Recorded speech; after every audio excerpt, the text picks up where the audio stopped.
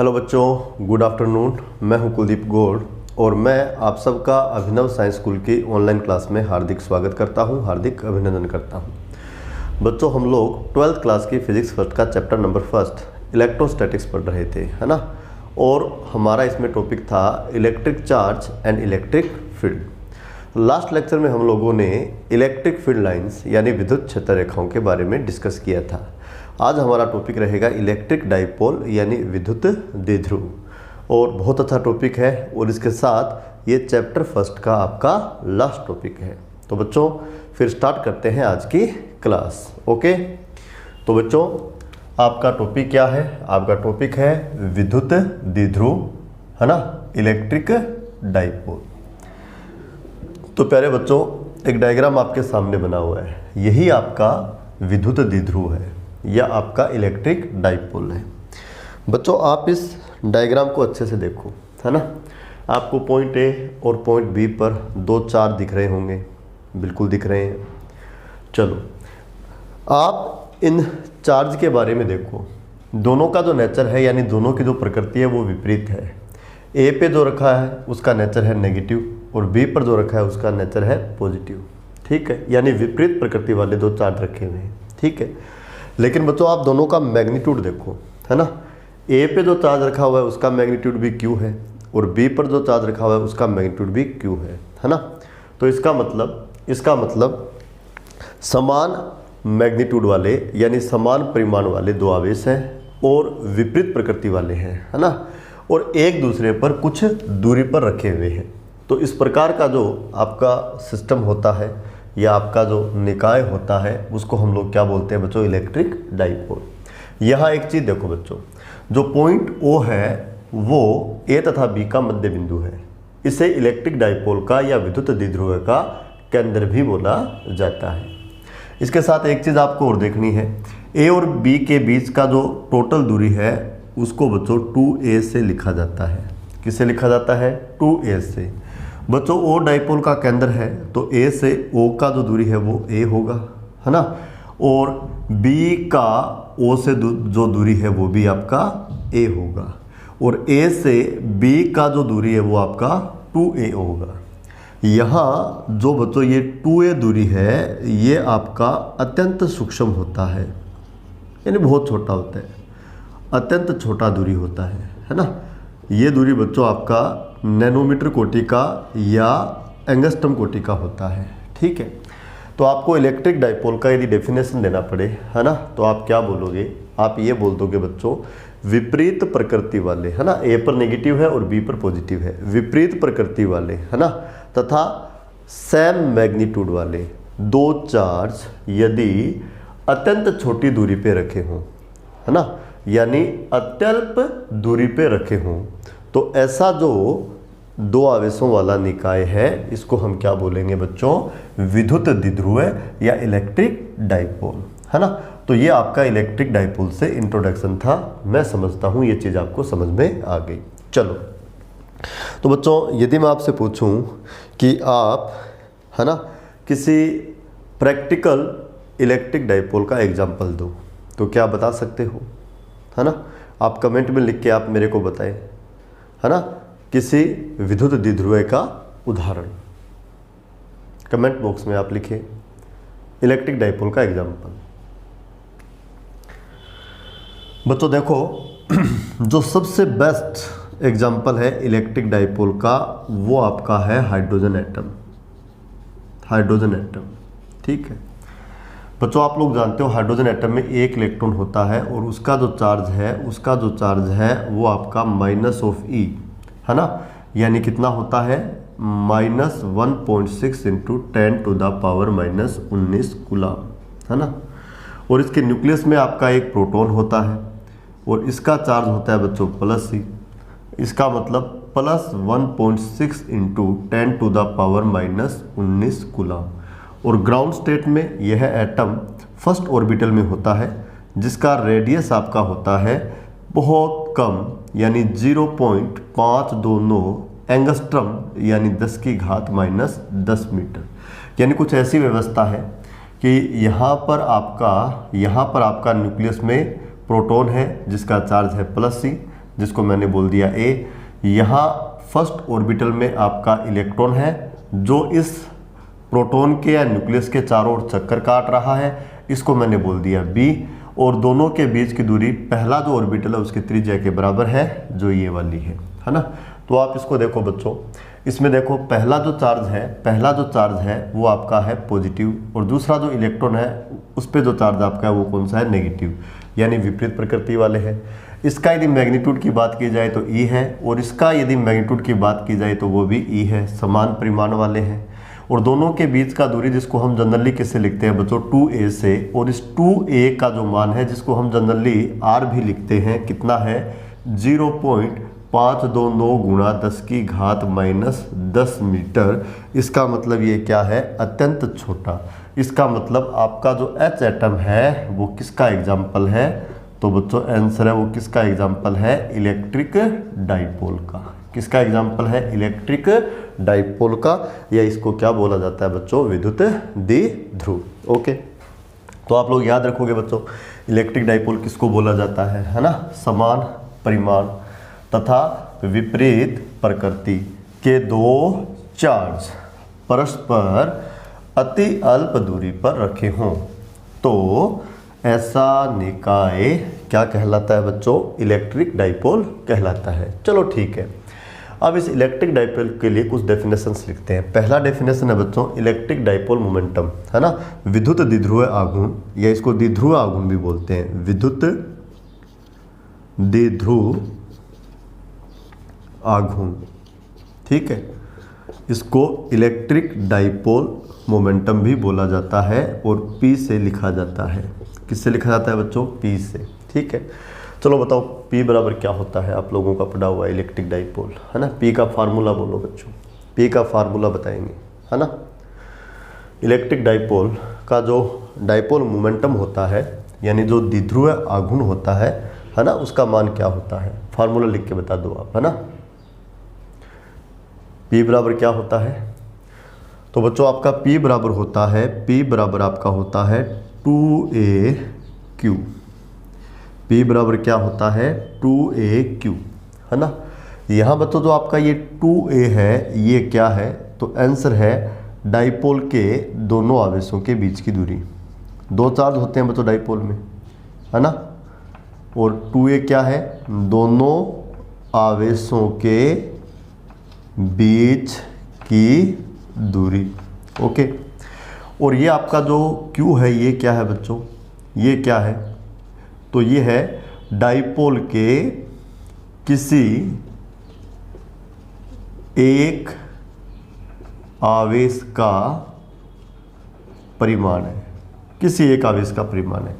A पे बच्चों -Q बैठा हुआ है, और इसका यदि आप लोग मोड़ लोगे तो आपको क्या मिलेगा, Q। B पर आपका +Q बैठा हुआ है, और इसका यदि आप मोड़ लोगे तो क्या आएगा आपके पास, Q। यानी Q क्या है बच्चों, डाइपोल में दो चार्ज होते हैं, उनमें से किसी एक चार्ज का मैग्नीट्यूड है ना, किसी एक चार्ज का मैग्नीट्यूड है ना। तो विद्युत द्विध्रुव आघूर्ण का जो डेफिनेशन है वो क्या बन गया, तो आंसर ये बन जाएगा बच्चों, डाइपोल के किसी एक चार्ज का परिमाण तथा दोनों चार्ज के बीच की दूरी का गुणनफल क्या होता है बच्चों, डाइपोल का डाइपोल मोमेंटम होता है, विद्युत द्विध्रुव आघूर्ण होता है ना, जिसको हम लोग P से लिख देते हैं। तो P बराबर आपका क्या बनेगा बच्चों, 2AQ। क्या बनेगा, 2AQ। तो ये हमने एक नया फिजिकल क्वांटिटी डिफाइन किया है, आपको याद रखना पड़ेगा। क्या बच्चों, क्या डिफाइन किया आपने, डाइपोल मोमेंटम। कैसे डिफाइन किया है, डाइपोल के किसी एक आवेश का परिमाण तथा दोनों आवेशों के बीच की दूरी का गुणनफल क्या कहलाता है, डाइपोल का डाइपोल मोमेंटम, डाइपोल का डाइपोल मोमेंटम। ओके, अब बच्चों नया क्वांटिटी डिफाइन किया है, तो इसके लिए कुछ बातें लिख लेते हैं। इसके लिए बच्चों कुछ बातें लिख लेते हैं। नंबर फर्स्ट बात लिखते हैं, ठीक है, नंबर फर्स्ट बात लिखते हैं बच्चों। कोई भी क्वांटिटी या तो स्केलर हो सकता है या फिर आपका वेक्टर हो सकता है। ठीक है, हम बात करेंगे कि ये स्केलर है या वेक्टर है ना। इससे पहले मैं आपको बता दूं, चैप्टर फर्स्ट के कंप्लीट आज तक के जो नोट्स हैं वो आपको बच्चों टेलीग्राम लिंक पे मिल जाएंगे। ठीक है, अब खूब सारा टाइम आपके पास है, मैं तो कहता हूँ कि आपको जो मेन चीज़ है वो नोट कर लेनी चाहिए एग्ज़ाम के पॉइंट ऑफ व्यू से। ठीक है, और बच्चों जो भी लेक्चर है ना, जो भी लेक्चर या जो भी वीडियो क्लास जो है वो आपके लिए अपलोड की जाती है तो प्लीज़ प्लीज़ प्लीज़ आप इसको कंप्लीट देखें बच्चों, स्किप करके ना देखें, है ना। ये सारी की सारी जो मेहनत है वो हम लोग आप लोगों के लिए करते हैं बच्चों, है ना। 1 घंटे का क्लास यदि अपलोड करना होता है तो उस पर कम से कम बच्चों 2.5 से 3 घंटे लगते हैं, है ना। 1 घंटे का क्लास रिकॉर्ड हो गया, उसके बाद उसको प्रोड्यूस करना होता है, उसके बाद उसको अपलोड करना होता है ना, और उसके बाद उसकी वॉचिंग भी हम लोग करते हैं, है ना। जब आपका क्लास चल रहा होता है तो उस दौरान आप जो भी कमेंट लिखते हो, है ना, आपको उसका हाथों हाथ रिप्लाई मिलता है तो उसका हम लोग वॉचिंग भी करते हैं, है ना, ताकि चैटिंग बॉक्स में, है ना, आप लोगों का जो बिहेवियर है वो प्रॉपर रहे, है ना। तो ये सारी चीज़ें, है ना, हम लोग कर रहे हैं, आप लोगों के लिए कर रहे हैं, पूरी मेहनत हम लोग आप लोगों के लिए कर रहे हैं, तो आप लोग इसका पूरा बेनिफिट्स लें, पूरा आप इन चीज़ों का बच्चों लाभ लें। पूरा लेक्चर आप देखा करें, ठीक है, स्किप करके नहीं, ठीक है। और आपके जो साथी हैं जिनको नहीं पता है अभी तक, है ना, कि आपकी क्लासेस जो है वो लगातार रन कर रही हैं, है ना, आप उनको फ़ोन करके बताएं कि ये टॉपिक चल रहा है, ये टाइमिंग रहता है, ये क्लास चलती है, ठीक है बच्चों। तो चलो आगे बढ़ते हैं। तो आपने डिफाइन किया है विद्युत द्विध्रुव आघूर्ण P = 2AQ। तो बच्चों ध्यान देखें, ये जो क्वांटिटी है ये वेक्टर क्वांटिटी है ना, ये वेक्टर अलजेब्रा को फॉलो करती है, आप लोग आगे देखोगे। अभी तो याद रखना है ये वेक्टर क्वांटिटी है, यानी सदिश राशि। कौन सी राशि है बच्चों? सदिश राशि। अब बच्चों वेक्टर क्वांटिटी है तो डायरेक्शन होगा, इसका डायरेक्शन परंपरा अनुसार है बच्चों, आपको याद रखना है, इसका डायरेक्शन या किसी भी डाइपोल के डाइपोल मोमेंटम का यानी द्विध्रुव आघूर्ण का जो दिशा होता है वो नेगेटिव चार्ज से पॉजिटिव चार्ज की ओर होता है। नेगेटिव चार्ज से पॉजिटिव चार्ज की ओर होता है। याद रख लोगे बच्चों, कहाँ से कहाँ की ओर होता है बताओ? नेगेटिव चार्ज से पॉजिटिव चार्ज की ओर, है ना। जैसे आपका AB डाइपोल है ना, इसके डाइपोल मोमेंटम का डायरेक्शन कहाँ से कहाँ होगा? तो आंसर है A से B की ओर। अब तो डाइपोल मोमेंटम वेक्टर क्वांटिटी है तो वेक्टर को दिखाते हैं एरो से। ये एरो कहाँ दिखाया जाए? किसी डाइपोल के डाइपोल मोमेंटम को आपको प्रदर्शित करना है ना, तो एक एरो बनाना पड़ेगा। ये एरो कहाँ बनाए? A पे बनाए या B पे बनाए या कहाँ बनाए? वैसे तो कहीं भी बनाया जा सकता है, लेकिन इन जनरल हम डाइपोल मोमेंटम को डाइपोल के सेंटर पर शो करते हैं। कहाँ शो करते हैं बच्चों? सेंटर पे। तो सेंटर के ऊपर डाइपोल मोमेंटम को देखो बच्चों, इस वेक्टर से मैंने शो कर दिया वेक्टर P, ठीक है। तो देखो बच्चों, जो आपने सेंटर पे एरो बनाया है, उसका जो लेंथ है वो तो मैग्नीट्यूड है, इसका मतलब कितना है बोलो स्केल में? 2AQ। डायरेक्शन कहाँ है बताओ? तो आंसर है A से B की ओर, इसका मतलब नेगेटिव चार्ज से पॉजिटिव चार्ज की ओर। तो आपको याद रखना है डाइपोल मोमेंटम एक वेक्टर क्वांटिटी है, इसका जो डायरेक्शन है वो होता है बच्चों नेगेटिव चार्ज से कहाँ बोलो? पॉजिटिव चार्ज की ओर। फॉर एग्जाम्पल मान लो बच्चों आपको डाइपोल ऐसे दिया हुआ है ना, ये दिया हुआ है A और ये दिया हुआ है B और ये है इसका सेंटर, ये दूरी है A और ये दूरी है A। आपसे पूछे कि इसका डाइपोल मोमेंटम क्या होगा तो आप बोलोगे, है ना, डाइपोल के किसी एक चार्ज का मैग्नीट्यूड, तो किसी भी एक चार्ज का A का ले लो या B का ले लो, ये आएगा। दोनों के बीच की दूरी, है ना, तो बच्चों यहाँ से यहाँ तक का दूरी कितना है? A और यहाँ से यहाँ तक का दूरी कितना है? A। तो दोनों चार्ज के बीच का दूरी यानी A से B तक का जो दूरी है वो बोलो कितना हो गया? 2A। तो बोलो कितना आ गया? 2AQ। अब ये वेक्टर है तो इसको शो करना है, सेंटर पे शो करेंगे। तो बच्चों इसको इस प्रकार से शो किया जाएगा, देखो इस प्रकार से शो किया जाएगा, ऐसे शो किया जाएगा। O पर जो मैंने एरो बनाया है वो वेक्टर P को बताता है ना। इसका जो डायरेक्शन है वो आपका होता है नेगेटिव चार्ज से पॉजिटिव चार्ज की ओर। कहाँ होता है बच्चों? नेगेटिव चार्ज से पॉजिटिव चार्ज की ओर। 1 नंबर बात। चलो वेक्टर क्वांटिटी डायरेक्शन याद रखना है। डायरेक्शन क्या याद रखोगे? नेगेटिव चार्ज से पॉजिटिव चार्ज की ओर, नेगेटिव चार्ज से पॉजिटिव चार्ज की ओर। ओके, इसके बाद हम लोग बात करते हैं बच्चों नंबर 2। ठीक है, नंबर 2 बात कर लेते हैं। नंबर 2 में हम लोग क्या करते हैं बच्चों? मात्रक की। तो इसका हम लोग ऐसा ही मात्रक लिख लेते हैं। ठीक है, तो कोई दिक्कत नहीं आना चाहिए बच्चों। ये जो 2a है ये तो बीच का दूरी है, और बीच का दूरी है तो इसका मात्रक जो है वो तो मीटर आना है, और गुणा में आपका चार्ज है, और इसका जो यूनिट है वो क्या आना है बच्चों? कूलाम आना है। तो इसका यूनिट क्या बन जाएगा? कूलाम गुणा मीटर, है ना। और कूलाम गुणा मीटर को आप ऐसे लिख सकते हो, बड़ा C और डॉट और M, ये हो गया इसका यूनिट। कई बच्चे इसको सेंटीमीटर पढ़ लेते हैं, नहीं पढ़ना। सेंटीमीटर में C और M, है ना, सेकंड अल्फ़ाबेट के आते हैं बच्चों, है ना। कूलाम गुणा मीटर में, कूलाम गुणा मीटर में कूलाम आता है बड़े वाला और मीटर आता है बच्चों छोटे वाला, है ना। तो ये है कूलाम गुणा मीटर। तो बोलो, डाइपोल मोमेंटम का जो ऐसा यूनिट है वो क्या है बच्चों? कूलाम गुणा मीटर। क्या है? कूलाम गुणा मीटर। ओके, अब एक चीज़ और कर लेते हैं इसके लिए, इसका डायमेंशन और लिख लेते हैं, डायमेंशन। ठीक है बच्चों, तो देखो बच्चों, मात्रक से लिख लो आप लोग, कूलाम गुणा मीटर, इसका मतलब चार्ज है, और चार्ज का जो डायमेंशन है वो आपका होता है A1 T1, है ना। गुणा में मीटर यानी लेंथ, है ना, तो इसका डायमेंशन क्या हो जाएगा? L1। और फाइनली आप इसको लिखोगे तो क्या लिख सकते हो बच्चों? L1, और क्या लिख सकते हो? T1, और क्या लिख सकते हो? A1। यदि M का भी लिखना चाहो तो M बोलो कितना है? 0। ये क्या हो जाएगा? इसका विमा, या क्या हो जाएगा बच्चों? डायमेंशन। ठीक है, तो ये बेसिक बात थी। आपने आज एक नया कंसेप्ट पढ़ा किसका बच्चों? डाइपोल का, है ना। डाइपोल में एक होता है माइनस क्यू, तो दूसरा होता है बच्चों प्लस क्यू। माइनस क्यू है तो ये प्लस 2 क्यू नहीं, प्लस 3 क्यू नहीं, मैग्नीट्यूड सेम है। ये -4 है तो ये +4 होगा, ये -3 है तो ये +3 होगा, ये -7 है तो ये +7 होगा। यानी एक माइनस है तो दूसरा प्लस होगा, लेकिन मैग्नीट्यूड सेम होंगे। 3 है तो 3 होगा, 4 है तो 4 होगा, और क्यू है तो क्यू होगा। और दोनों के बीच का दूरी अत्यंत सूक्ष्म होता है, तो इसको हम क्या बोलते हैं? डाइपोल, है ना। फिर हमने डाइपोल का डाइपोल मोमेंटम डिफाइन किया, कितना आया बच्चों? 2AQ। कितना आया? 2AQ।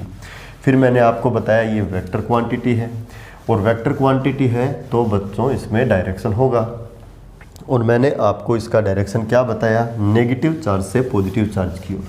क्या बताया बच्चों? नेगेटिव चार्ज से पॉजिटिव चार्ज की ओर इसका क्या होता है बच्चों?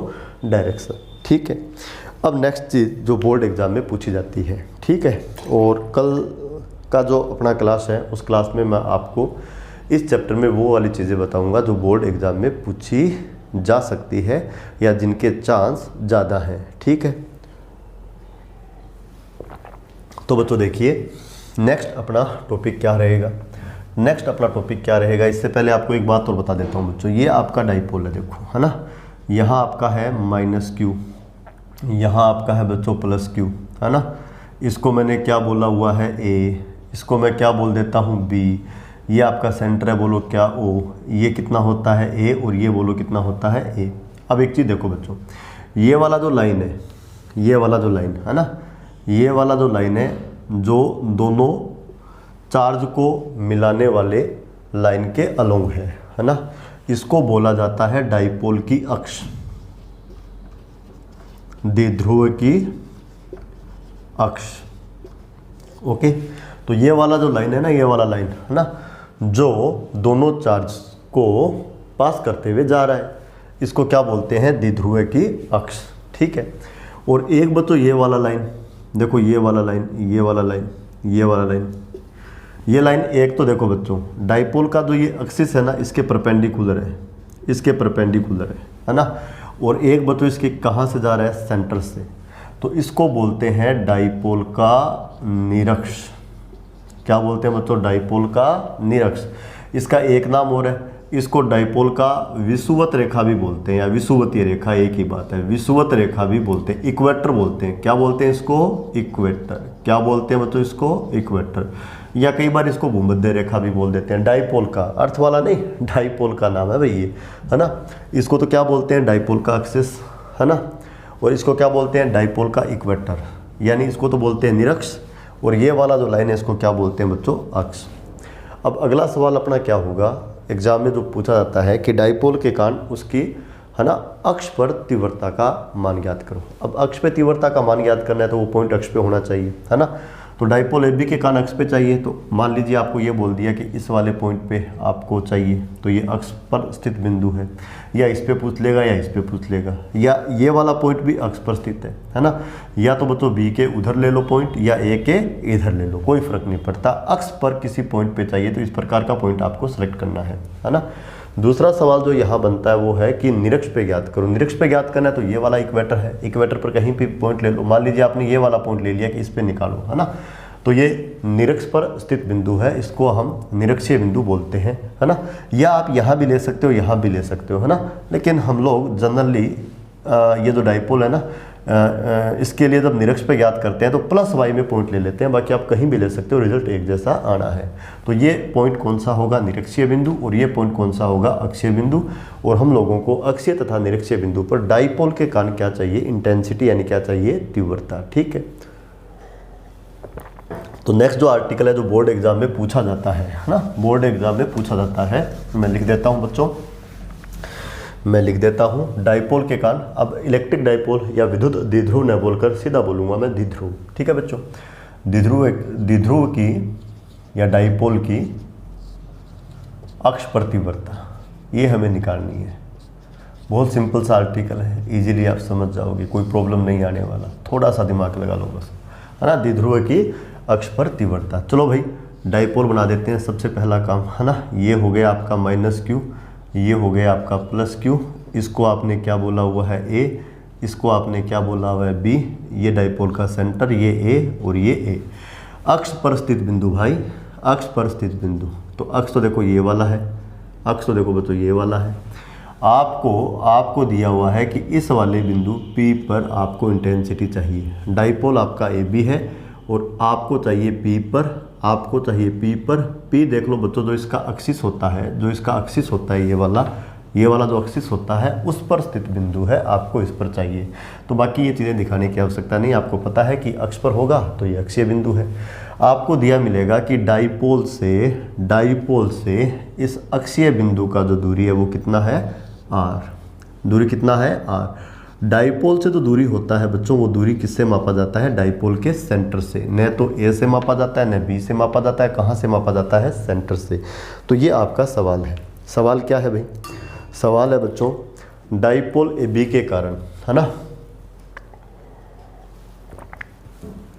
डाइपोल AB के कारण, है ना, आपको बच्चों अक्षीय बिंदु P पर, अक्षीय बिंदु P पर क्या ज्ञात करनी है, इंटेंसिटी, है ना। और डाइपोल से दूरी कितना है, R। तो बहुत आसान है। आपने बच्चों तीव्रता के लिए अध्यारोपण का सिद्धांत पढ़ा था, है ना। और अध्यारोपण का सिद्धांत लगता है ग्रुप ऑफ चार्ज के लिए। तो बच्चों डाइपोल भी एक ग्रुप ऑफ चार्ज का एग्जाम्पल है। किसका एग्जाम्पल है बच्चों, ग्रुप ऑफ चार्ज का एग्जाम्पल। और इसमें नंबर ऑफ चार्ज कितने हैं, तो आंसर है 2। नंबर ऑफ चार्ज कितने हैं, 2। एक तो A पर बैठा है -Q और दूसरा B पर बैठा है +Q। कितने चार्ज हैं बच्चों, 2 चार्ज। तो P पर 2 चार्ज के कारण 2 इंटेंसिटी बनेगी, एक तो E1 और एक E2, 2 बन गई। आपको चाहिए बच्चों टोटल चाहिए, तो अध्यारोपण के आप सिद्धांत से P पर नेट इंटेंसिटी चाहते हो तो इन दोनों का आप क्या कर दोगे, सदिश योग, और P पर आपको क्या मिल जाएगी, नेट इंटेंसिटी। तो बहुत सिंपल है। आपने तीव्रता के अध्यारोपण के सिद्धांत पर आधारित कुछ न्यूमेरिकल्स भी किए थे, है ना। इसमें तो 2 ही चार्ज है। आपने तो समबाहु त्रिभुज लिया था, उसमें 3 चार्ज थे भाई, है ना। आपने एक स्क्वायर लिया था, समबाहु में तो 2 थे, किसी तीसरे पॉइंट पे हमें निकालना था, है ना। आपने एक स्क्वायर लिया था, स्क्वायर में कितने चार्ज थे, 3, और उनके कारण आपको चौथे कोने पर इंटेंसिटी निकालना था। तो इसमें 2 ही चार्ज हैं, ज़्यादा कोई कॉम्प्लिकेटेड चीज़ नहीं है। चलो स्टार्ट करते हैं इसको, है ना।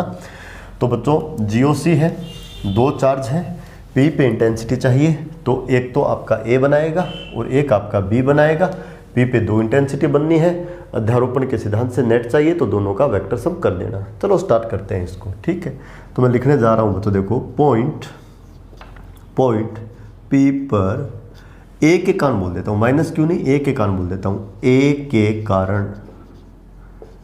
के कारण तीव्रता या विद्युत क्षेत्र की तीव्रता एक ही बात है बच्चों। इसको मैं बोल देता हूँ E1। क्या बोल देता हूँ, E1। अब बच्चों आपको एक बात और बताता हूँ, ध्यान से सुनना। जब भी हम किसी वेक्टर क्वांटिटी का फार्मूला लिख रहे हैं, किसका फार्मूला? वेक्टर क्वांटिटी का। तीव्रता आपका वेक्टर है ना। तो बच्चों उसके सूत्र में जितनी भी राशियाँ आएगी ना, हम उनके केवल मैग्नीट्यूड लेंगे, यानी चिन्ह छोड़ देंगे। केवल राशि का कौन सा मान लेंगे बच्चों? धनात्मक मान। कौन सा मान? धनात्मक मान। चिन्ह तो भौतिकी में दिशा को बताता है और वो दिशा अपने आप कॉन्सेप्ट से आ जाएगी, है ना। लेकिन यदि स्केलर क्वांटिटी का मान लिख रहे हैं, जैसे आपको मान लो वर्क डन यानी W का मान लिखना है ना, तो ये अदिश राशि है। अदिश राशि में दिशा तो होती नहीं, है ना, दिशा नहीं होती। तो इसमें यदि राशि का मान पॉजिटिव है तो पॉजिटिव लिखेंगे और नेगेटिव है तो नेगेटिव लिखेंगे। लेकिन जब भी आप वेक्टर क्वांटिटी का मान लिखो बच्चों, चिन्ह छोड़ देते हैं, केवल क्वांटिटी के क्या लिखते हैं बच्चों? मान लिखते हैं या मैग्नीट्यूड लिखते हैं, यानी धनात्मक मान लिखते हैं। तो आपको बच्चों देखो A के कारण तीव्रता चाहिए, तो ये तो आपका चार्ज है ना, और ये आपका पॉइंट P है ना। तो बच्चों याद है ना आपका पॉइंट चार्ज के कारण, है ना, ये बिंदु आवेश और ये बिंदु, है ना। बिंदु आवेश के कारण इस बिंदु पे तीव्रता चाहिए। फार्मूला क्या था? K गुणा चार्ज बटा दूरी का वर्ग। तो K गुणा चार्ज, चार्ज तो माइनस Q है, लेकिन मैंने कहा केवल धनात्मक मान लिखेंगे, चिन्ह छोड़ देंगे, तो केवल क्या लिखेंगे बच्चों? Q, दूरी का वर्ग। तो देखो बच्चों माइनस Q A पे रखा हुआ है, तीव्रता कहाँ चाहिए? P पर। तो A से आपको क्या चाहिए? P का दूरी, और A से जो P का दूरी है आप लोग देख सकते हैं बच्चों, वो आपका R प्लस A होगा। आप देख सकते हैं बच्चों O तक P का जो दूरी है ये वाला कितना है बोलो? R। फिर O से A तक का दूरी कितना है? A। तो बच्चों P से A तक का दूरी कितना हो गया? R plus A।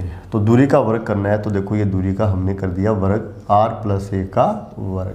ठीक है, अब इसको वेक्टर फॉर्म में लिखना है। लो बच्चों वेक्टर फॉर्म में लिखना है, एरो लगा दो। यहाँ यूनिट वेक्टर आएगा, और यूनिट वेक्टर क्या बताता है बच्चों? डायरेक्शन को। क्या बताता है? डायरेक्शन को।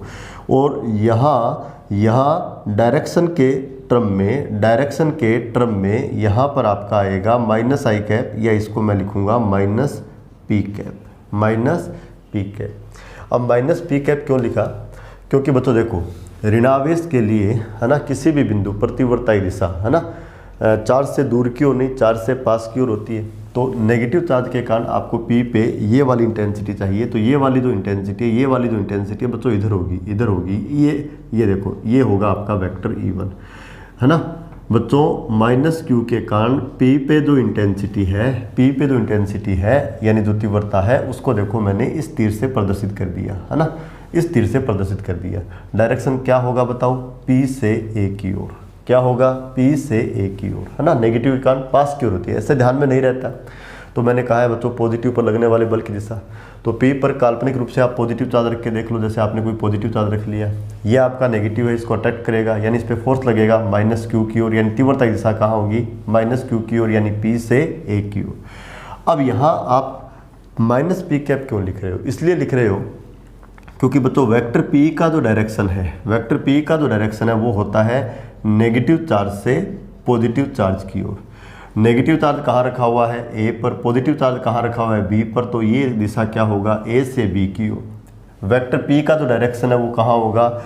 A से B की ओर, और ये भी A से B की ओर। बच्चों A से P की ओर का दिशा, या A से O की ओर का दिशा, या A से B की ओर की दिशा एक ही बात होती है ना। तो वेक्टर P का डायरेक्शन क्या है? A से B की ओर, जबकि P प्रतिवर्ता का दिशा क्या है? B से A की ओर, यानी वेक्टर P के विपरीत है। इसका मतलब इसका दिशा है माइनस वेक्टर P में, और माइनस वेक्टर P का जो यूनिट वेक्टर होगा वो क्या होगा? Minus P cap. यदि पी कैप लिख देता तो इसका मतलब इसकी दिशा में, और माइनस पी कैप लिख दिया इसका मतलब इसकी विपरीत दिशा में। इसलिए यहाँ क्या आया है बच्चों? Minus P cap. क्या आया है? Minus P cap. ओके, इसको मैं बोल देता हूँ इक्वेशन नंबर 1। क्या बोल देता हूँ? Equation number 1। बताओ बच्चों मैंने E1 का जो वैल्यू वेक्टर फॉर्म में लिखा है, क्या आपको समझ में आया? यदि समझ में आया तो कमेंट में लिखें आप यस सर, यस लिखें। यदि आपको ये चीज़ समझ में आई है तो यस लिखें बच्चों, है ना। मैं देखता हूँ कितने बच्चे समझ रहे हैं, है ना। थोड़ा टाइम दे देता हूँ आप लोगों को, है ना, 10 सेकंड का टाइम देता हूँ आप लोगों को, है ना। जिनको यहाँ तक की चीज़ समझ में आ गई वो कमेंट में यस या नो लिखें। आ गई तो यस लिखें, नहीं आई तो नो लिखें बच्चों, है ना। कुछ बच्चों को यदि किसी टॉपिक विशेष में कोई प्रॉब्लम हो ना, तो बच्चों आप लगभग 8 बजे के बाद, 8 से 9 के बीच या 8 से 10 के बीच, है ना, इस नंबर पे कॉल कर लिया करो 98751 85177। एक तो ये वाला नंबर है, एक नंबर और दे देता हूँ आपको, एक नंबर आपको और दे देता हूँ बच्चों, ठीक है। इस पे व्हाट्सएप भी चलता है, व्हाट्सएप पे आप कोई मैसेज भेज सकते हो, आपकी प्रॉब्लम भेज सकते हो, है ना। दूसरा नंबर आपका ये है 70149, है ना, 45027, है ना। 9 PM से 11 PM तक, 9 PM से 11 PM तक आपका कोई भी प्रॉब्लम हो तो आप पूछ सकते हैं बच्चों, है ना। 9 PM से 11 PM तक, है ना। कोई प्रॉब्लम हो व्हाट्सएप से भेज दो, फ़ोन करके आप पूछ लो, ठीक है। चलो ओके, आगे बढ़ते हैं, है ना। आगे बढ़ते हैं बच्चों, आगे बढ़ते हैं। तो माइनस क्यू के कारण तो हो गया, प्लस क्यू रह गया। तो अब आप लिखोगे बच्चों पॉइंट पी पर बी के कारण तीव्रता, ठीक है बच्चों। देखो मैंने कहा था ना, केवल आपको इसका मैग्नीट्यूड लेना है तो मैग्नीट्यूड लिया है ना। माइनस का चिन्ह दिशा के कॉन्सेप्ट से अपने आप आ जाएगा। देखो यहाँ आपका क्या आ गया, माइनस आ गया, ठीक है, ओके। तो पॉइंट पी पर बी के कारण तीव्रता, इसको मैं E2 लिख देता हूँ, है ना। बी के कारण, इसका मतलब बच्चों इस प्लस क्यू के कारण, है ना। तो देखो प्लस क्यू से, है ना, इस बिंदु P का जो दूरी है, प्लस क्यू से यानी बी से इस बिंदु P का जो दूरी है बच्चों, वो आपका है R-A, ये वाला डिस्टेंस, ये वाला डिस्टेंस R-A, है ना। बिल्कुल भाई आप लोग जानते हो बच्चों, O से B तक का दूरी आपका है A और O से P तक का दूरी आपका है R। कितना है ये दूरी, R। तो बच्चों B से P तक का दूरी कितना होगा, R-A, कितना होगा, R-A। तो बड़ा सिंपल हो गया। B के कारण इंटेंसिटी K गुणा में क्या लिखोगे, चार्ज, चार्ज आपका Q है। चार्ज से पॉइंट का दूरी, पॉइंट का दूरी कितना है, R- और इसका क्या कर देना है बच्चों, वर्ग, ओके। सदिश योग करना है तो इसका बच्चों आपको वेक्टर फॉर्म लिखना है। क्या लिखना है आपको, वेक्टर फॉर्म। बच्चों धनावेश के कारण तीव्रता होती है दूर की ओर, दूर की ओर, इसका मतलब B से P की ओर, और B से P की ओर इसका मतलब वेक्टर P की दिशा में, वेक्टर P की दिशा में, वेक्टर P की दिशा में, है ना। क्योंकि वेक्टर P होता है नेगेटिव से पॉजिटिव की ओर, और नेगेटिव से पॉजिटिव की ओर इसका मतलब A से B की ओर, या इसका ही मतलब होता है B से P की ओर, A से B की ओर या फिर B से P की ओर, दोनों ही क्या है, प्लस x दिशा, दोनों ही क्या है, प्लस x दिशा। इसका मतलब इंटेंसिटी इसकी दिशा में होगा, इसकी दिशा में होगा, तो यहाँ बोलो यूनिट वेक्टर क्या आएगा, पी कैप। यहाँ पी कैप लिख दिया तो ये वेक्टर फॉर्म में आ गया। इसको मैं बोल दूंगा समीकरण नंबर 2, है ना। यदि कोई आपसे पूछे कि E1 का डायरेक्शन क्या है, तो माइनस पी कैप लिखा हुआ है, तो आप बोल दोगे आघूर्ण की विपरीत दिशा में। तो देख लो आघूर्ण की विपरीत दिशा में। आपसे पूछे कि E2 का डायरेक्शन क्या है, तो पी कैप लिखा हुआ है, इसका मतलब आघूर्ण की दिशा में, और आघूर्ण की दिशा में इसका मतलब ये वाला जो वेक्टर है, ये वाला जो वेक्टर है वो इस प्रकार से बनना है। पी पे 2 वेक्टर बनने हैं बच्चों। पी पे कितने वेक्टर बनने हैं बच्चों, 2। ये दूसरा वेक्टर देखो ये वाला बनेगा, इसको मैंने बोला बच्चों वेक्टर E2। क्या बोला बच्चों मैंने, वेक्टर E2। आपको बात समझ में आ गई। आप चाहते तो पहले प्लस क्यू के कारण निकालते, फिर माइनस क्यू के कारण निकालते, है ना। मैंने पहले माइनस क्यू के कारण निकाल लिया, फिर प्लस क्यू के कारण निकाला, कोई फर्क नहीं पड़ता।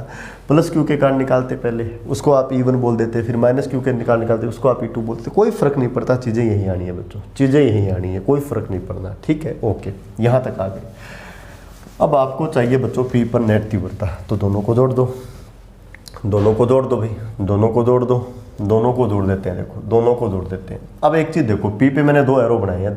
जो E2 वाला एरो वो मैंने थोड़ा बड़ा बनाया। क्यों बनाया बड़ा, क्योंकि देखो बच्चों तीव्रता जो होती है, बिंदु आवेश के कारण जो तीव्रता होती है KQ/R² यानी दूरी के वर्ग के व्युत्क्रम अनुपाती होती है। तो P का B से दूरी कम है, किसकी तुलना में, A की तुलना में। दूरी कम है यानी R आपका कम है बच्चों, और R कम है तो बोलो तीव्रता क्या होगा, अधिक होगा। इसका मतलब E2 जो है वो E1 से बड़ा होगा, और बड़ा होगा इसलिए ये वाला तीर मैंने बड़ा दिखाया है। आप देख सकते हो R+ है और यहाँ R- है। निश्चित रूप से ये छोटा है। आर माइनस ए छोटा है, आर माइनस ए छोटा है तो ये तीव्रता बोलो क्या होगा, बड़ा होगा। तो ये 3 मैंने क्या दिखाया हुआ है, बड़ा। ठीक है, हो सकता है नोट्स में ऐसा हो कि प्लस क्यू के कारण यहाँ जो इंटेंसिटी है वो मैंने E1 मानी है तो E1 का मान ये आ गया है, माइनस क्यू के कारण जो आई उसको मैंने E2 माना है तो ये आ गया है। लेकिन चीज़ें तो वही रहनी है बच्चों, कोई फर्क नहीं पड़ना इन चीज़ों में। ठीक है, अब पी पे नेट तीव्रता पूछे तो आप लिखोगे अध्यारोपण के सिद्धांत से पी पर नेट तीव्रता, अध्यारोपण के सिद्धांत से, अध्यारोपण के सिद्धांत से पी पर दोनों आवेशों के कारण यानी डाइपोल के कारण, डाइपोल के कारण नेट तीव्रता, क्या भाई, नेट तीव्रता। ठीक है, पी पर नेट तीव्रता, तो इसको आप बोल दो बच्चों ई पी बोल दो या ई बोल दो, एक ही बात है। बोलो सदिश योग के बराबर, तो क्या लिखोगे, vector E1 plus vector E2। ठीक है, तो बच्चों आप E1 और E2 के मान रख दो, तो मैं कह रहा हूँ मान रखने पर मान रख दो। तो बच्चों वेक्टर EP बराबर E1 तो आपका ये है, तो आप क्या लिखोगे KQ, है ना, बट्टा में क्या लिखोगे R प्लस A और इसका वर्ग, है ना, और यहाँ क्या आना है बच्चों माइनस P कैप, है ना। फिर साइन किसका है, प्लस का, क्या लिखोगे KQ बट्टा में क्या लिखोगे R माइनस A और इसका क्या लिखोगे वर्ग, और यहाँ पे क्या आना है बच्चों P कैप। ठीक है, अब इसको सोल्व करना है हम लोगों को। तो बच्चों वेक्टर EP बराबर, है ना, तो देखो आप लोग KQ को कॉमन ले सकते हो बच्चों, तो आपने देखो KQ को कॉमन लिया। ठीक है, तो कोष्टक में आपके पास क्या बचता है, ये प्लस वाला टर्म पहले लिख लेता हूँ, 1 बट्टे में बोलो क्या है R माइनस A और इसका क्या है वर्ग, R माइनस A और इसका क्या है वर्ग, है ना। ये चिन्ह माइनस का तो यहाँ माइनस आ जाना है, तो माइनस वाला बाद में लिख लेता हूँ, क्या आएगा बोलो 1 बट्टे R प्लस A का वर्ग, है ना। और यहाँ भी P कैप है, यहाँ भी P कैप है, तो यूनिट वेक्टर देखो बच्चों मैंने यहाँ लिख लिया। देखो कोई दिक्कत तो नहीं है ना आपको, है ना। यहाँ KQ कॉमन लिया, है ना, तो पहले माइनस वाला टर्म आना चाहिए था, बाद में प्लस वाला टर्म आना चाहिए था। मैंने पहले लिख दिया प्लस वाला और बाद में क्या लिख दिया माइनस वाला। ठीक है, अब तो इसको सोल्व करना है बच्चों, अब तो इसको सोल्व करना है। तो ये EP इज इक्वल टू, देखो क्या आएगा, अब आपको बताता हूँ नेट तीव्रता कहाँ आएगी, P पर 2 तीव्रताएं, ये वाली तीव्रता देखो इससे बैलेंस हो जाएगी, है ना। नेट तीव्रता कहाँ बचेगी, बड़े वाले तीर की ओर, बड़े वाले तीर की ओर, इसका मतलब E2 की ओर, इसका मतलब इसकी दिशा में बोलो क्या होगा EP, क्या होगा बच्चों EP, इधर बचेगा EP यानी P कैप आएगा। आप रिजल्ट निकाल के देख लेना, यही चीज़ आने वाली है ना। तो ये क्या आ गया आपके पास K और Q। ठीक है बच्चों, अब आप LCM ले रहे हो, क्या ले रहे हो LCM, R माइनस A का वर्ग LCM ले लिया और R प्लस A का जो वर्ग है वो आपने LCM ले लिया। ठीक है बच्चों, तो यहाँ तो क्या आ जाएगा बच्चों R प्लस A और इसका स्क्वायर, ठीक है बच्चों, माइनस का चिन्ह, और यहाँ क्या आ जाएगा R माइनस A और इसका वर्ग, और यहाँ बोलो आपका क्या चल रहा है P कैप। देखो ये वाली चीज़ आ गई, है ना। अब ये मैं हटा देता हूँ, ये A के कारण तीव्रता है और ये B के कारण तीव्रता है, ये मैं हटा देता हूँ बच्चों, ये मैं हटा देता हूँ। ठीक है, तो जब आप एग्ज़ाम में जाओ, है ना, तो बच्चों आप पहले B के कारण निकाल के E1 बोल सकते हो, इसको आप E2 बोल सकते हो, या पहले इसके कारण निकालते हो तो इसको E1 बोल सकते हो, इसको आप E2 बोल सकते हो, कुछ फ़र्क नहीं पड़ने वाला। ठीक है, आगे ये चीज़, तो इसको देखो आगे बढ़ाते हैं। तो ये क्या आया देखो बच्चों, vector EP is equal to KQ, है ना। ठीक है, ये वाला स्क्वायर ओपन कर दो, ये वाला स्क्वायर ओपन कर दो, देखो ये चीज़ आ जाएगी, ये चीज़ आ जाएगी, है ना, ये चीज़ आ जाएगी, आगे ये चीज़ A प्लस B का होल स्क्वायर है भाई। अब इसको ओपन करो, लेकिन साथ में माइनस का मल्टीप्लाई करते चलना। ठीक है, तो R स्क्वायर किसका आएगा माइनस का, प्लस A स्क्वायर आता है, ये भी किसका आएगा माइनस का, माइनस 2RA आता है, तो ये क्या आएगा प्लस 2RA, क्या आएगा प्लस 2RA, हो गया ये डिवाइडेड बाय, है ना। अब मुझे इसको सोल्व करना है, R माइनस A का वर्ग है और ये R प्लस A का वर्ग है ना।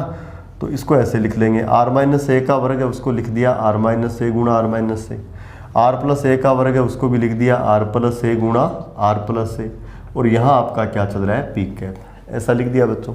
तो R स्क्वायर A स्क्वायर, ये तो बच्चों कट जाना है। ठीक है, तो ये आपको क्या मिलना है, देखो वेक्टर EP बराबर आपको क्या मिलना है, ये आपको मिलना है देखो KQ, है ना। ठीक है, 2RA बोलो ये कितना हो गया बच्चों 4RA डिवाइडेड बाय, देखो एक तो ये लो और एक ये लो, है ना।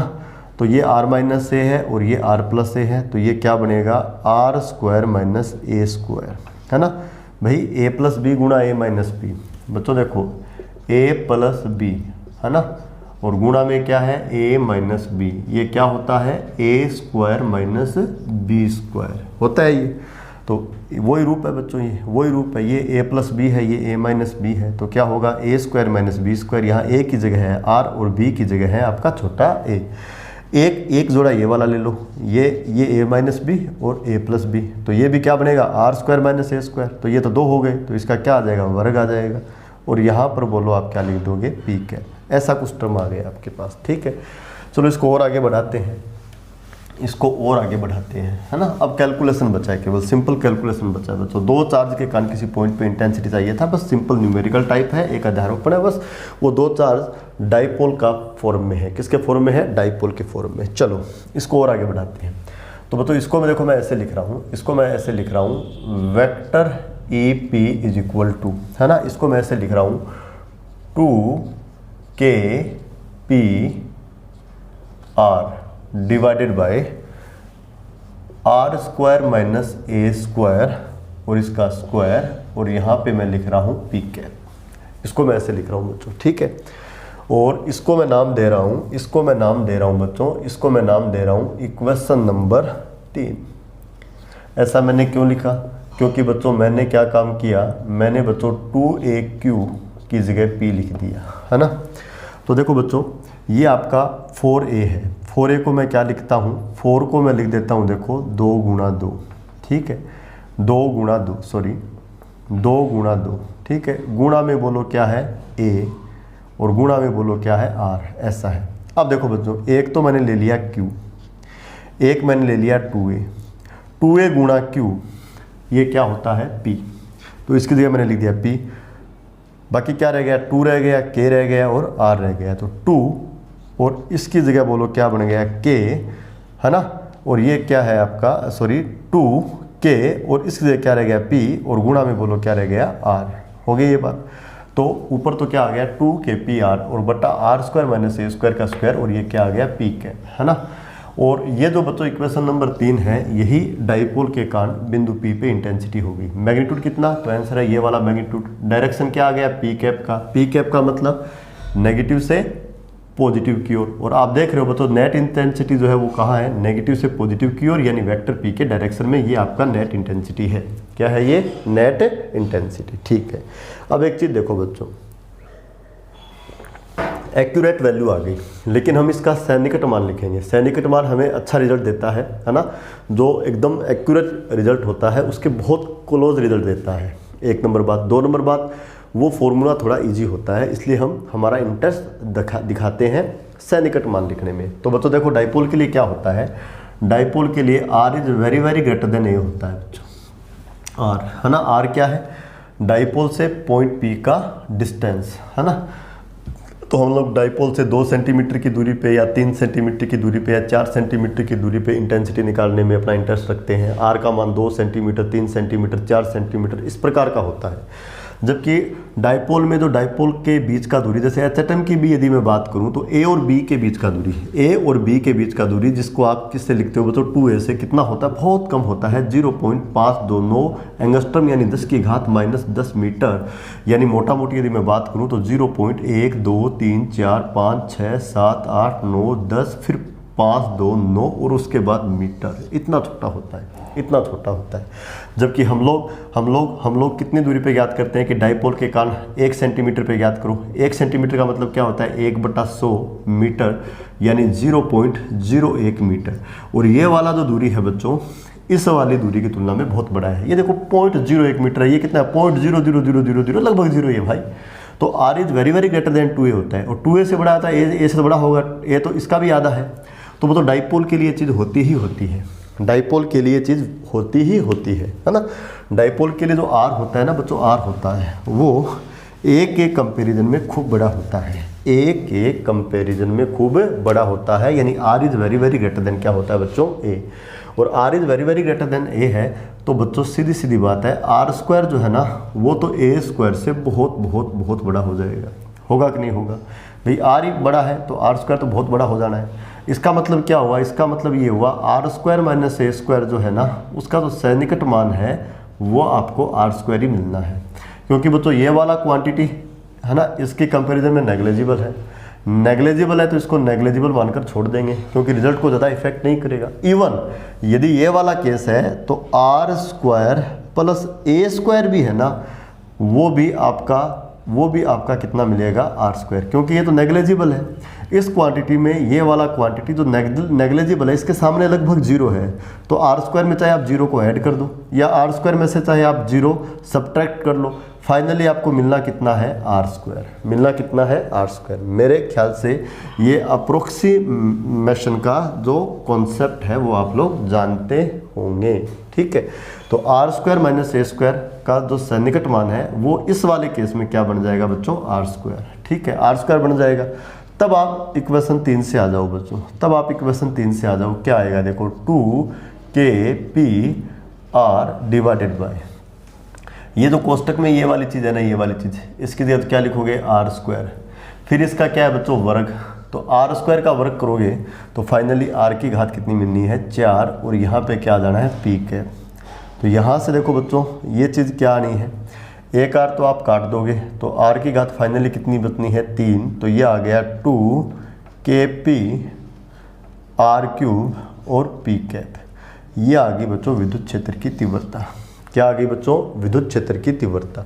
कहाँ बच्चों, अक्षीय बिंदु पर, किसके कारण, डाइपोल के कारण। तो ई क्या है, डाइपोल के कारण, डाइपोल के कारण अक्षीय बिंदु P पर तीव्रता कितनी आ गई बच्चों, 2kp बटा आर क्यूब, है ना। और इसका डायरेक्शन क्या है बच्चों, पी कैप का डायरेक्शन। इसका डायरेक्शन क्या है बच्चों, पी कैप का डायरेक्शन। तो इस तरह का सॉल्यूशन आपको ध्यान में रखना है। अब यदि आपको पूछे कि इसका मैग्नीट्यूड क्या है तो बच्चों मोड ले लो, और इसका मोड लोगे, इसका मोड लोगे, मैं यहाँ लिख देता हूँ, इसका मोड लोगे तो इसका मोड क्या आएगा, इसका मोड आएगा देखो, E P is equal to, बोलो क्या आ जाएगा, 2kp बट्टे में आर क्यूब, 2kp बट्टे में आर क्यूब, और ये हो जाएगा आपका आंसर, ये हो जाएगा आपका आंसर। ये तो वेक्टर फॉर्म में आ गया जिसमें डायरेक्शन का भी पता लग रहा है ना। ये केवल मैग्नीट्यूड आ गया है ना। मोड लोगे ना तो पी कैप का तो यूनिट वेक्टर है, एक आ जाना है ना। तो मोड ऑफ ईपी क्या आ जाएगा, 2kp बट्टा आर क्यूब। क्या आ जाएगा बच्चों, 2kp बट्टा आर क्यूब के आपका कूलम कांस्टेंट है 9 × 10 की घात 9 वाला, पी आपका डाइपोल का डाइपोल मोमेंटम है, और आर क्या है बच्चों, डाइपोल से पॉइंट का डिस्टेंस, डाइपोल से पॉइंट का डिस्टेंस जो अक्ष पर स्थित है। तो ये डाइपोल के कारण किस पर तीव्रता आ गई, अक्षीय बिंदु पी पे तीव्रता आ गई, अक्षीय बिंदु पी पे तीव्रता आ गई, ठीक है। तो आज की क्लास में हम लोगों ने डाइपोल के बारे में जाना, है ना। उसके बाद हम लोगों ने क्या सीखा बच्चों, डाइपोल के कारण अक्षीय बिंदु पर तीव्रता का मान कितना होता है, बोलो। तो आंसर है 2kp बटा आर क्यूब, ठीक है। तो बच्चों आप लोगों को मैं एक न्यूमेरिकल होमवर्क के लिए देता हूँ बच्चों, है ना, एक न्यूमेरिकल देता हूँ बच्चों होमवर्क के लिए, ठीक है। आप लोग करना, ठीक है। एक सिंपल सा एक न्यूमेरिकल दे देता हूँ, ठीक है। क्वेश्चन क्या है, क्वेश्चन आपका क्या है बच्चों, क्वेश्चन आपका ये है कि आपके पास -2 माइक्रोकुलाम और +2 माइक्रोकुलाम के 2 चार्ज हैं, है ना। इसको मैंने बोला A और इसको मैंने बोला B, है ना बच्चों। इसके अक्षीय बिंदु P पर आपको तीव्रता ज्ञात करनी है, और अक्षीय बिंदु P की जो आपको डिस्टेंस दी हुई है, P की जो आपको डिस्टेंस दी हुई है वो आपको दी गई है 2 सेंटीमीटर। कितनी दी गई है बच्चों, 2 सेंटीमीटर। और इनके जो बीच का दूरी है, इनके जो बीच का दूरी है वो आपको दिया हुआ है, वो आपको दिया हुआ है 4 नैनोमीटर, 4 नैनोमीटर ये बीच का दूरी दिया हुआ है। ये A और B के बीच का दूरी है, बच्चों ध्यान देना, ये A का वैल्यू नहीं है, ये किसका वैल्यू है, 2A का वैल्यू है। ये किसका वैल्यू है, 2A का वैल्यू है। किसका वैल्यू है, 2A का वैल्यू है। यहाँ -2 माइक्रोकुलाम और यहाँ क्या लिखा हुआ है, +2 माइक्रोकुलाम। इनके बीच का दूरी कितना है, 4 नैनोमीटर, यानी ये किसका वैल्यू दिया हुआ है आपको, 2A का। किसका वैल्यू, 2A का। इससे कितनी दूरी पर, 2 सेंटीमीटर की दूरी पर ये अक्षीय बिंदु है, क्या ज्ञात करनी है, तीव्रता। फार्मूला आपका है 2kp बटा आर क्यूब, के का मान 9 × 10 की घात 9, पी निकालना पड़ेगा, पी आप निकाल ही लोगे, 2a गुणा किसी एक चार्ज का मैग्नीट्यूड पी आ जाएगा, पी और आर का वैल्यू धर दो, आपके पास इंटेंसिटी आ जाएगा। तो इसका रिजल्ट क्या आता है आप लोग निकालना। तो बच्चों आज की जो हमारी क्लास है, इस क्लास को हम यहीं कंप्लीट करते हैं। ठीक है, कल की क्लास में इस चैप्टर को हम पूरा कर लेंगे, है ना। चैप्टर का जो लास्ट टॉपिक है वो हमारा रहेगा कि डाइपोल के कारण उसकी निरक्ष पर स्थित बिंदु पे तीव्रता का मान ज्ञात करो। एक नंबर बात जो Kp/r³ आएगा। और जो लास्ट चीज़ है वो रहेगी कि किसी यूनिफॉर्म इलेक्ट्रिक फील्ड में यानी समरूप विद्युत क्षेत्र में आपका एक इलेक्ट्रिक डाइपोल रखा हुआ है और आपको उस पर जो टॉर्क काम करता है यानी जो बल आघूर्ण लगता है उसका मान हमें ज्ञात करना है। और उसके बाद हम लोग जो नेक्स्ट क्लास होगी उसमें इस चैप्टर के इम्पोर्टेंट न्यूमेरिकल्स करेंगे। और उसके अलावा बोर्ड एग्जाम में इस वर्ष, है ना, इस चैप्टर से, चैप्टर नंबर 1 से क्या क्या चीज़ें, है ना, पूछी जा सकती है ना, किन चीज़ों के चांस ज़्यादा है वो सब मैं आपको बताऊंगा। ओके बच्चों, थैंक यू, बाय बाय, मिलते हैं कल।